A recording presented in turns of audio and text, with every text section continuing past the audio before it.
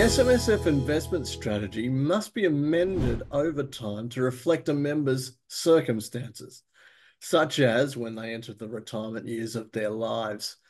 Melanie Dunn from Mercurium is here today to discuss this concept further. Hi, Melanie. Great to have you with me today. Hi, Darren. Hello, everyone.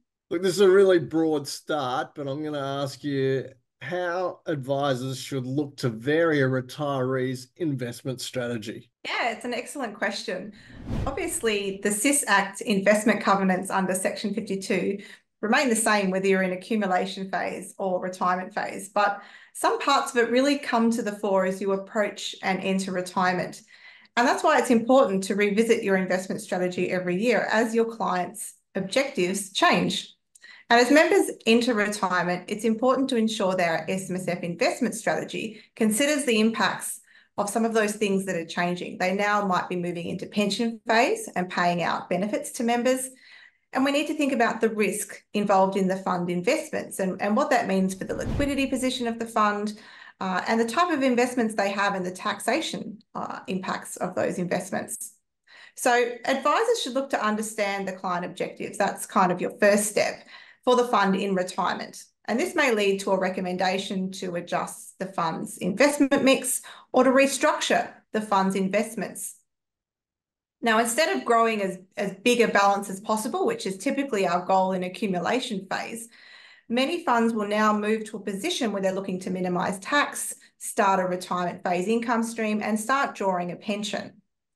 So a couple of elements of the investment strategy requirements, which are particularly important, are the liquidity and sequencing risk impact on the fund's strategy. Now that the member is taking pension payments out of the self-managed super fund, they have cash flows coming out of the fund, and they're drawing down on those assets, we need to make sure that we're protecting against doing that at times of poor investment markets, where you could end up locking in those losses. That timing impact is sequencing risk. We also need to make sure we've got sufficient liquidity in the fund to weather those periods and actually make our pension payments to ensure that the pension standards are met and we can claim exempt current pension income. When it comes to the tax consequences of our investments, as well as claiming ECPI, we need to think about what it means when we are restructuring our investment strategy. If we're planning, for example, to sell assets such as business property due to retirement or restructuring a fund's investment mix, if we're selling assets, we're realising capital gains or losses. And the timing of when we incur those gains or losses can be important for whether we can claim exempt income on those gains or not. So the tax consequences and the strategic considerations of how we adjust our investment strategy are really important as well. Now, Mel, a lot of it obviously has to do with how well you can sort of predict the client's situation. And I know that you love your modelling. But so how important is modelling to make sure that the right strategy is actually put in place? Yeah, absolutely. You are right. I do like retirement modelling, and retirement modelling can help an advisor and the SMSF trustee gain confidence that their investment strategy will actually achieve their desired objectives in retirement, given the risks that they face. So you can use modelling to examine the self-managed super fund alone. This can help you estimate the future cash flow requirements of the fund and test the impact of different spending plans and investment strategies to assess and compare outcomes for the member. Modelling can also be used to test at a household level. This allows the advisor to include other assets and income sources outside the self-managed super fund, because many members will have more than just the self-managed super fund. They might also be entitled to the age pension at some times during retirement.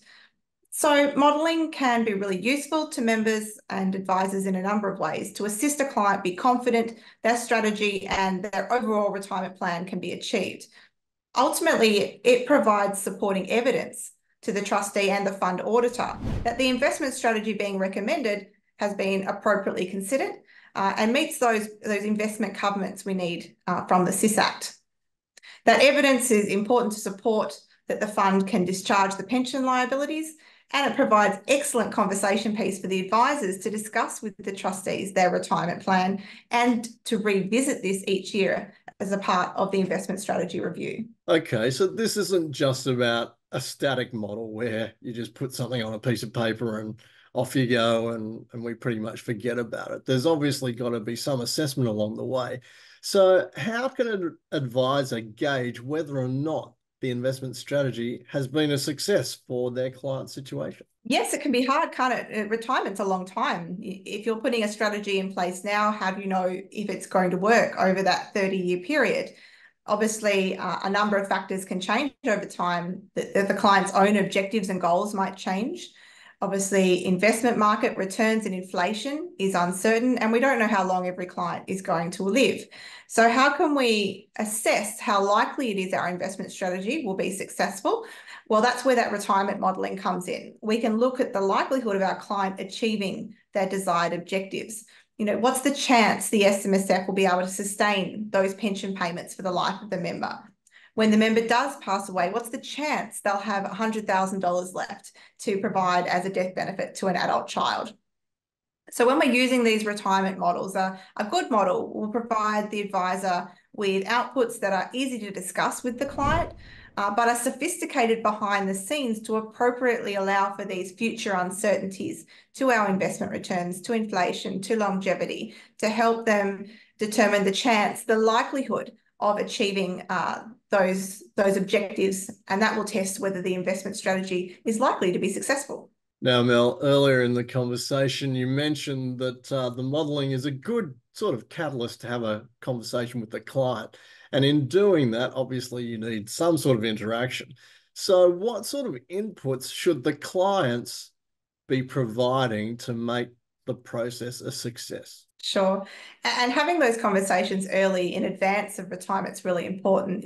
It's hard to plan for something if we don't know what we're planning for. So having discussions with your client about what their objectives are for retirement. Do they want to spend up and go on a worldwide cruise and then come back and relax? Do they want to pay off their debts? Do they want to help their children out?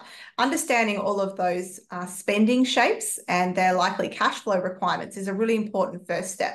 A lot of people don't actually know what they're spending their money on. So even just doing a budget and breaking that down into what they're going to spend in retirement can be a really great starting point. After you have that information about how much someone's going to spend, which is one of the biggest factors in whether your retirement income will last as long as you do, the next thing we need to know about when we're discussing with our client, which hopefully an advisor can draw this information out, of course, is the superannuation assets they have, the SMSF investment strategy we're going to test, whether they're in pension or accumulation, what else they have outside the self-managed super fund. Do they have an investment property? Do they have investments in the stock market? And what their spouse has as well. So an advisor has an opportunity in this type of conversation to not just look at the SMSF, but to take that as a starting point for looking at the whole household situation to help the retiree understand holistically whether they will achieve their retirement objectives. So this financial information and the client's objectives can then be used to assess in one of these retirement models the chance, the likelihood that those objectives will be achieved. And you might find that some things need adjusting, that you're right, you don't press the button and it all just gives you a big green tick that everything's going to be perfect. There are lots of trade-offs in retirement, and we might need to have some discussions with our client about, okay, if I want to spend this much, maybe I need to retire a bit later, save a bit more, or maybe I need to readjust my expectation of my objectives. And using a good retirement model and having these conversations regularly with your client can help make sure everyone is on the same page and really confident about their retirement plan and their SMSF investment strategy. Okay, thanks, Melanie, for sharing your thoughts with us today. No worries. Thank you for having me. Melanie will be discussing this topic in more detail at the SMSF Professionals Day 2024, co-hosted by Self-Managed Super and Accurium. Just like last year's event, it's a three-city roadshow commencing in Melbourne on the 21st of May and concluding in Brisbane on the 28th of May. There will also be an online component. To find out more about the event and register, please reference the details you can see on your screen now. Look, thanks again, Melanie, and I'm looking forward to learning more about this at the SMSF Professionals Day. See you there, Darren.